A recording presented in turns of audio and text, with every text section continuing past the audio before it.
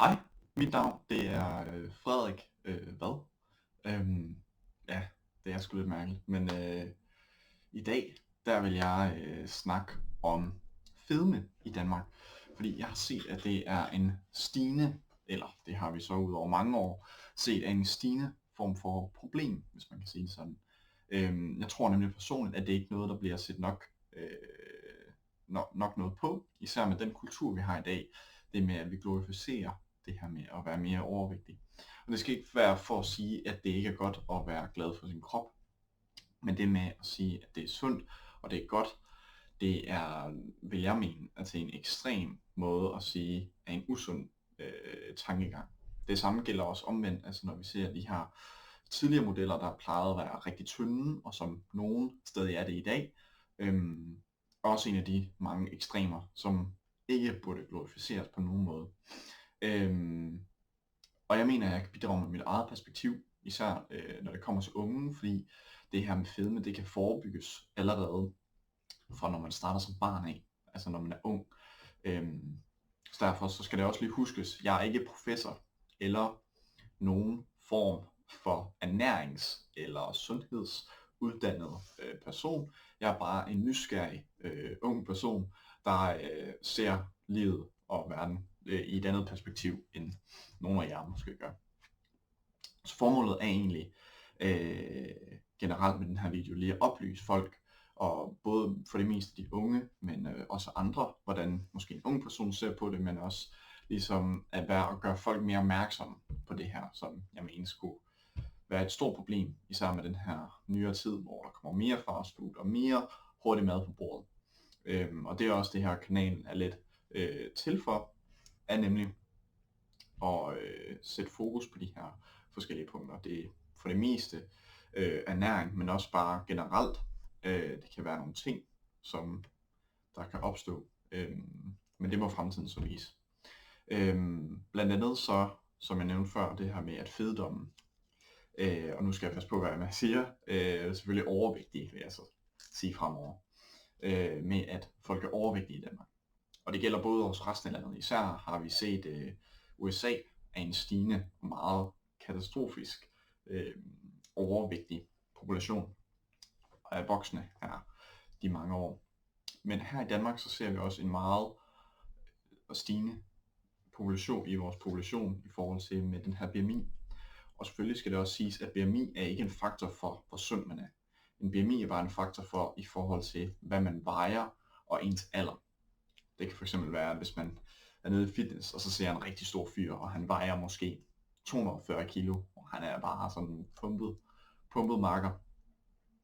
Det kan godt være, at han har en BMI over 30, og så siger BMI-tælleren der, at han er overvægtig, eller kraftig overvægtig. Men det har ingen rigtig betydning for det, men det er et udgangspunkt, man tager, ved at man ligesom siger, okay, man har den her population i forskellige aldre, så kan man samle deres normalvægt, og så kan den individuelle så gå ind på den her BMI-beregner og se, hvordan man er i forhold til det. Og der har man jo så den her BMI-range fra, jeg mener det er 18,5, det er lige grænsen til normalvægtig til cirka 24. Og det er der, man for det meste gerne vil holde sig indenfor. Men der er blandt andet nogle artikler, fordi at jeg nemlig som sagde før, at det med at hos unge er det måske en god måde at forebygge det. Og det vises allerede ved en artikel, som blev udgivet i 2006, hvor en masse professorer og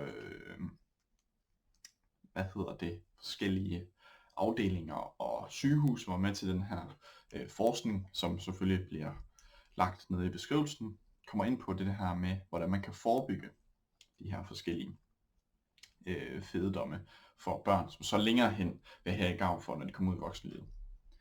Blandt andet så har de nogle forskellige faktorer, som vises her, og der kan man så se, at de er stillet i forhold til, om det er overbevisende, sparsom og utilstrækkeligt, som vil vises uden for den begrundelse til de overvægtige med det bogstav, der er givet.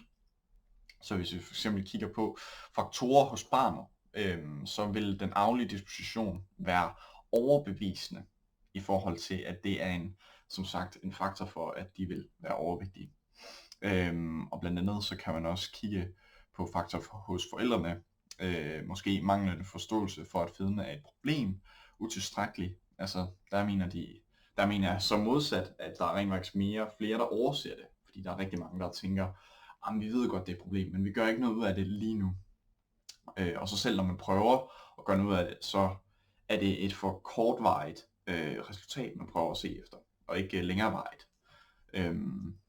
Når vi så også for eksempel kigger på ministerier, altså vi kan kigge på regeringen, så er der for eksempel også meget manglende regulering af afgift på fødevareområdet, manglende forbud mod reklamer for usunde levnedsmidler rettet mod børn, og manglende bevillinger til forebyggende aktiviteter. Og det er jeg også fuldt enig med. Altså regeringen kunne måske godt hæve priserne på de usunde fødevarer, men det kan også være lidt tvetydigt med, at det er et privat marked alligevel, og de kan selvfølgelig tage flere afgifter på, men det betyder måske også, at der kommer bare mindre økonomi løbende, grundet at det koster mere omkostninger at få det ind i Danmark. Så det vil nok heller ikke være en tilstrækkelig plan. Men dermed så er der selvfølgelig også nogle journalister, blandt andet på Faktalink, som har været ude og undersøge det her, blandt andet i København, hvor de kan sige, at der bliver stadig flere overvægtige danskere, og de overvægtige bliver federe. Omkring 17% af alle voksne i Danmark er fede med et BMI over 30. Igen, et BMI over 30, og det er med til at måle den her almens vægt, som sagt før. Så selvfølgelig er der også muskler og alt sådan noget involveret i den vægt, man påpeger, men man mener bare, at det er ikke sundt. Ja, og som nævnt her, så er den overvægtig med en BMI mellem 25 og 30, og hvis man er decideret fed, som de kalder den her, så er det en kropsmasseindeks på over 30.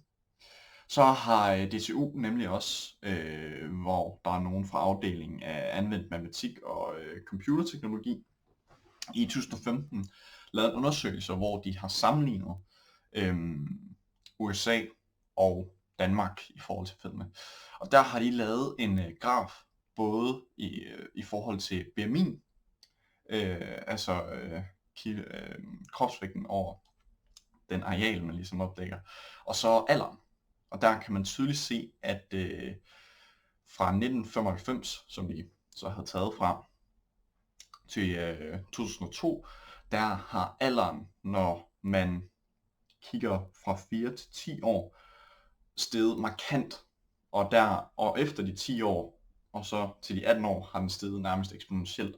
Så man kan nærmest se, at der er en lineær sammenhæng fra 4 til 10 år mellem de to aldre, fra 1995 til 2002, men så fra 10 år til 18 år, mellem 1995 til 2002, giver det så et meget, meget stort spring. Og det er blandt andet jo på grund af, at man bliver ung, man går på gymnasiet, som mig selv, man begynder at feste mere, man begynder desuden at drikke alkohol, som man måske godt kunne forklare i en anden video, men der er for eksempel det med proteinsyntese, og man brænder jo kalorier, når du har drukket alkohol, fordi kroppen ligesom prøver at få det væk først. Men ja, altså, jeg tror rigtig meget, som forebyggelse og behandling af fedme hos unge børn kommer rigtig godt ind på, det er, at det er stadig, altså, der er en stigende fedmeprævalens blandt børn og unge, som de også skriver på artiklen. Og de kommer også ind på, at børn og unge med fedme har stor risiko for at blive fede som voksne. Og det er nemlig et rigtig stort problem. Det er, at hvis du ikke allerede fra start af får et momentum i at træne, eller bare spise sundere og være mere bevidst på din kost, så fører det ligesom med i livet. Og det kan man også komme til ekstremer med. Blandt andet med, at man kan få spiseforstyrrelser, og man kan komme ud i, at man bare ikke har det særligt godt forhold til mad. Og det skal man selvfølgelig ikke. Så det er derfor også ikke tage mit råd direkte, men altid opsøge nogen og spørge nogen. Jeg er mere bare for at oplyse, hvad jeg synes, og hvad jeg synes, der skal være i fokus. Så, men ja, jeg vil bare lige lave den her video for at oplyse jer, og jeg håber, jeg vil se jer en anden gang. Hej.